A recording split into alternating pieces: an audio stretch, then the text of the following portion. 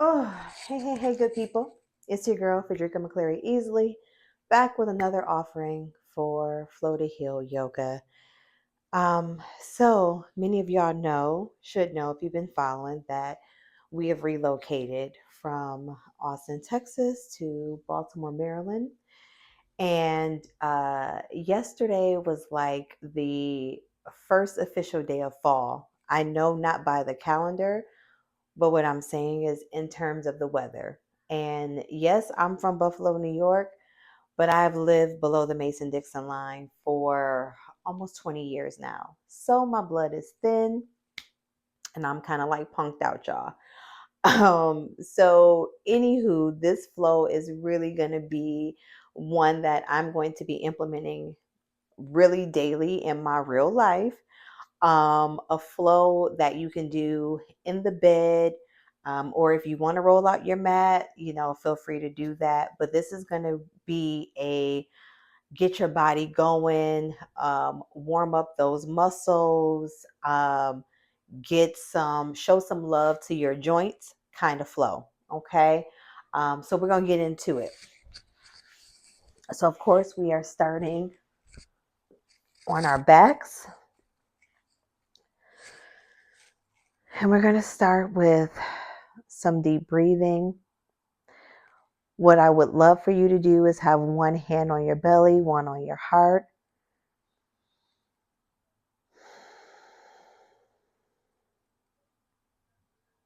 And implement your ujjayi, your breath of fire.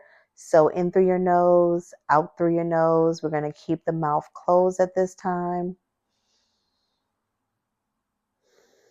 Instead of releasing that heat, releasing that energy, we want to retain it, right? Like we want to warm our body up. And you can either have your knees bent or your legs straight. I just so happen to have them bent initially. And then we're going to do a mountain pose, but relaxed. So arms overhead, hands clasped with pointer fingers out. And you should be able to see that I am pointing and then flexing my toes, right? And so when I point them, I feel that in my calf. I feel that in towards my kneecap, like the bottom of my quads. And then when I flex, I am feeling that sensation comes up. I'm feeling it in my calf and my shins. And so we're going to stretch to opposite points. So up through your fingers and down through your toes or through your heels.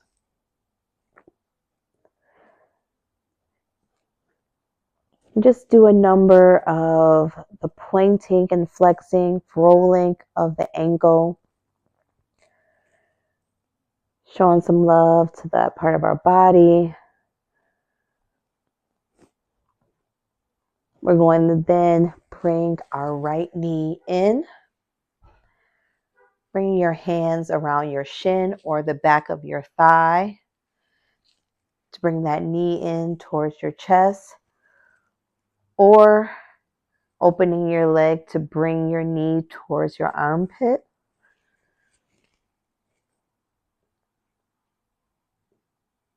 This is a motion that we use to start supine twist, but at this point, we're not going to take that step. I really just want you to take the time to open up your hip, to take inventory of your body, what you're feeling. How does this feel? Does your left side feel different than your right? Play around with bringing one knee in, relaxing it, then bringing the other. What kind of sensation would pull, would strain? What are you feeling? What release are you feeling? Is this feeling good to you? You'll also notice that I'm kind of rocking my body a little bit, like as I'm bringing my knee up and down. And especially as temperatures change, Like you feel that in your body. You know, heat is also good for our bodies. I'm going to come into a bridge pose. So feet flat on your bed or on your mat, bringing your heels towards your glutes, hands flat. And we're going to lift up and release. And so for this bridge pose, you figure out what feels best to you. If you need your legs a little wider or if you want your knees to touch. As you're doing that, we're going to engage our core. So bringing belly button to spine, as well as squeezing our glutes.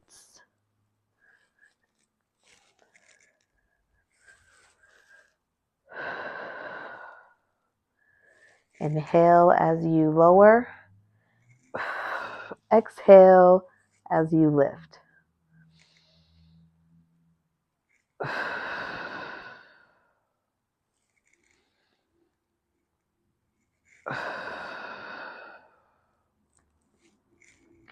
One more time. And as you lower, we're going to go into a figure four. So we're going to bring our right ankle over our left knee.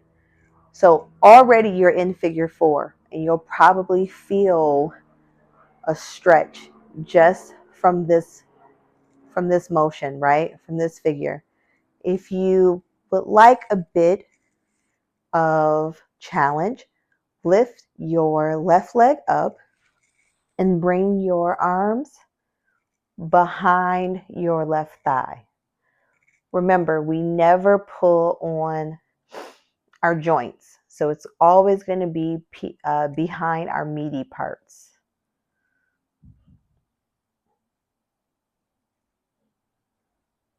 And release that. Let's go to the other side. So we're bringing our left ankle up.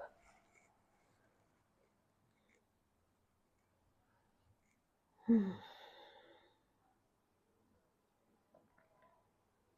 again, in terms of breathing, we're focusing on deep breathing. And so the difference between your shallow breathing is that you're not using your full lung, you're not expanding your rib cage. So I want deep intentional breathing. A way of doing that would be to count to 4, right? So when you inhale, count to 4, hold, and then exhale. And that's a way of helping yourself to deeply breathe, right? Because everything is like a muscle. If you are not used to doing it or don't do it often, then it's going to feel foreign. So initially, you have to put some thought into it and just remind yourself that it's not about simply breathing, but it's about the quality of your breath. Release that to the floor. And I'm going to bring myself upright. Legs outstretched, or feel free to crisscross. The kids say crisscross applesauce. But I'm going to take my right arm, bring it out to my side, and bring my left overhead.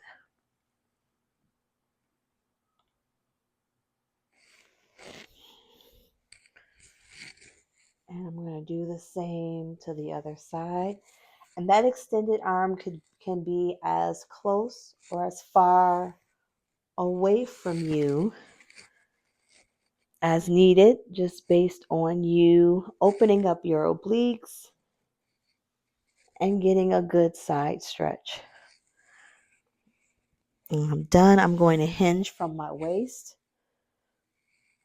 and fold forward.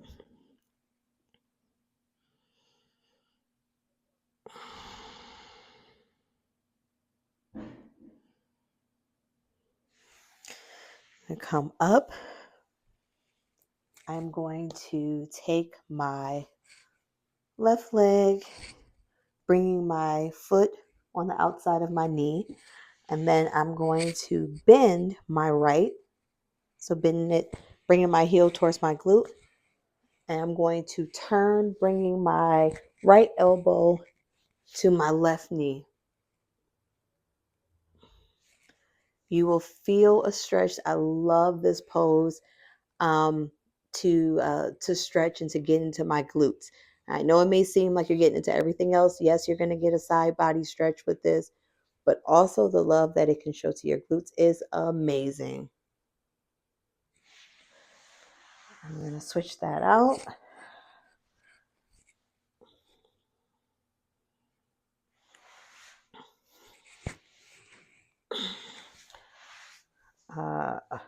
This way. Okay.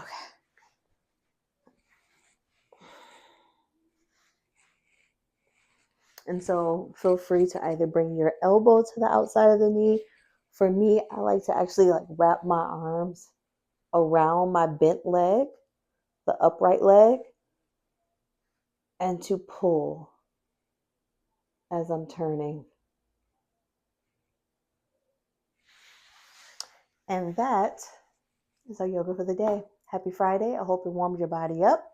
I will see you again next week.